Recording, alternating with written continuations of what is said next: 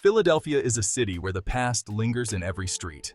Today, September 17th, 2025, the city stands on the edge, its history and present colliding.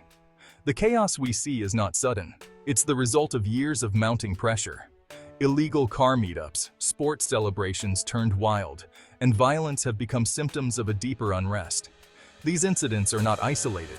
They're connected, revealing a fractured community and a system under strain. The real question isn't just what's happening, but why. The streets of Philadelphia are a stage for a much larger story. Outside Overbrook High School, a typical afternoon was about to take a dark turn. What began as a heated argument among students quickly spiraled out of control, erupting into a chaotic fight that spilled onto the street. A young police officer, just 26 years old and early in his career, arrived on the scene, determined to restore order. But in a split second, he became a victim himself. Amid the confusion, an adult named Dachan Sieh recklessly fired a gun toward the pavement, aiming to intimidate but instead endangering everyone nearby. A bullet fragment ricocheted off the ground, finding its way through a vulnerable gap in the officer's vest, leaving him wounded and vulnerable. He was rushed to the hospital, his future uncertain, as colleagues and family waited anxiously for news. The shooting sent shockwaves through the police force and the wider community, igniting fear, anger, and sorrow.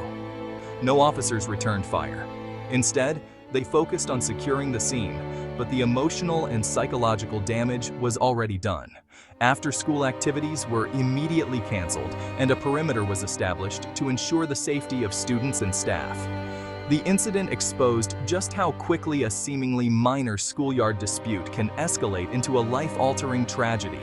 It's a stark reminder of the immense pressure on law enforcement, expected to be peacekeepers, social workers, and warriors all at once, often with little support. The line between order and chaos in Philadelphia is razor thin, and it can be crossed in an instant. This event highlights not only the vulnerability of those who serve, but also the difficulty of policing a city where violence can erupt from the most mundane moments. The psychological toll on officers and the community is both immediate and lasting, leaving scars that are not easily healed. The question remains, how did we get here, to a place where schools and streets are battlegrounds? The answer lies in a breakdown of social order and trust, a fraying of the bonds that once held neighborhoods together. Philadelphia's struggle is emblematic of challenges facing cities nationwide, as communities and police search for a path back to safety and trust. City leaders responded swiftly. Police Commissioner Bethel and Mayor Parker stood before the city, condemning the violence in no uncertain terms. Their words were strong, but their concern was even stronger, echoing the pain felt throughout Philadelphia. They called for adults to step up as role models, guiding the next generation instead of becoming agents of chaos. The message was clear. The city's youth need positive examples now more than ever. The arrest of Dachan Sieh was seen as necessary for justice, but it didn't solve the deeper, underlying issues that continue to trouble the community. The community rallied behind the injured officer, coming together to offer support, prayers, and hope for a full recovery. Yet beneath this unity, frustration and distrust simmered, revealing wounds that have not yet healed. Some questioned why police are needed at school fights, and why youth violence seems to persist despite efforts to stop it. The plea from the community is for more than just safety. It's for real, lasting solutions that address the root of the problem. This incident is a microcosm of a national debate about the role of police, the proliferation of guns, and the challenges facing cities everywhere. It also highlights the responsibility of adults to guide, protect, and support the city's youth. Philadelphia now faces these questions head-on, searching for answers that will bring real change. The officer's recovery is a priority for many, but so is addressing the root causes that led to this tragedy in the first place. The city must look beyond policing alone to truly heal and move forward. Real change requires investment in youth, in community resources, and in opportunities that give hope for a better future. The path forward demands more than just law enforcement. It calls for compassion, collaboration, and a commitment to building a safer, stronger Philadelphia for everyone. Philadelphia is a city of passion, nowhere more evident than in its love for sports. When the Eagles won their second Super Bowl, the city erupted in celebration. Broad Street became a river of green and white, fans united in joy. Iconic scenes unfolded, light poles scaled, garbage trucks commandeered, temperatures ignored. This was more than a football victory. It was a celebration of identity and civic pride.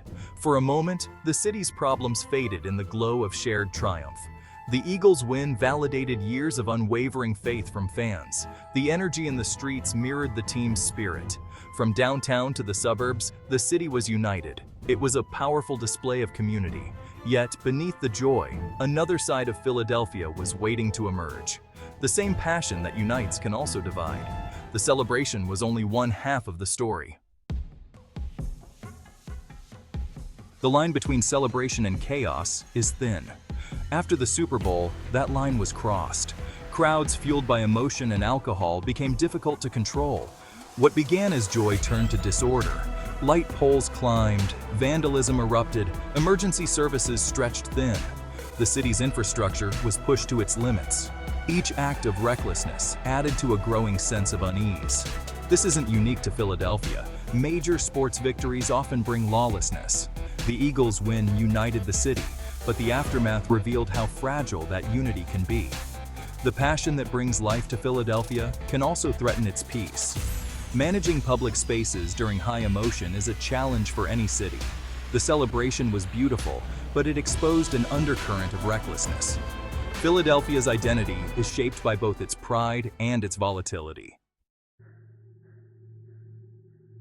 The chaos didn't end with sports celebrations. In September, illegal car meetups took over Philadelphia's streets. These weren't harmless gatherings. They were organized, dangerous, and defiant. Hundreds of vehicles blocked highways, performed stunts, and intimidated the public. Participants came from across state lines, overwhelming police. Cars were set on fire, officers attacked, and vandalism spread. For residents, it was terrifying. The city held hostage by lawlessness. Police Commissioner Bethel vowed a crackdown, declaring such behavior unacceptable. The department promised to use every resource to restore order. These meetups are part of a subculture that glorifies danger and defiance. For participants, it's a thrill. For the city, a nightmare. The events exposed vulnerabilities in the city's ability to respond. Philadelphia faced a direct challenge to its authority and public safety. The crisis demanded immediate, forceful action. The fight against car meet chaos moved online. Police turned to social media, tracking the organizers' digital footprints. Detectives identified Joseph Kavanaugh and others as key figures. 9 arrests followed, striking at the leadership of these groups. The crackdown extended to seizing vehicles. 31 out of 50 involved were recovered. Each car seized was a weapon taken off the streets. This two-pronged approach, targeting people and property, crippled the group's operations. The message was clear. Online anonymity won't protect those who incite real-world chaos. The investigation continues, with more arrests promised. Law enforcement is adapting, determined to hold every participant accountable. Police aren't just reacting, they're working to prevent future unrest. New threats of looting and disturbances circulate online. The department has increased patrols in vulnerable areas, aiming to deter crime before it starts. Visible police presence reassures residents and discourages would-be offenders. The strategy is proactive, not reactive. Monitoring social media helps police stay ahead of planned disruptions. The city also targets illegal ATVs and dirt bikes, confiscating nearly 950 and making over 150 arrests this year. These efforts are part of a broader push to reclaim the streets. The goal: improve quality of life and restore order. Officials stress their commitment to safety and learning from past crises. The fight against lawlessness is multifaceted and ongoing. Success depends on vigilance and adaptation. Philadelphia stands at a crossroads, a pivotal moment in its history. The city's crises are not isolated. They reflect deeper national challenges that resonate across the country. The chaos is a symptom of inequality, disenfranchisement, and a culture of violence that has taken root over decades. The question remains, can Philadelphia reclaim its streets for its people, for its future? Policing alone isn't enough. The roots of unrest run deep and require more than just enforcement. Real solutions require substantial investment in communities, schools, and youth, nurturing hope and opportunity. The illegal car meetups and violence are symptoms of social breakdown, a cry for attention and change. City officials, leaders, and citizens must come together for honest dialogue and collaborative solutions. Why do young people turn to violence? What drives them to such extremes? Why does celebration become destruction? What fuels this transformation? The answers are complex, but inaction is costlier, leading to further decay and despair. Philadelphia's future hangs in the balance, escalating conflict or a new path of unity and progress. The city can choose hope, invest in community, and address injustice with determination and resolve. The challenge is immense, but Philadelphia's spirit is resilient.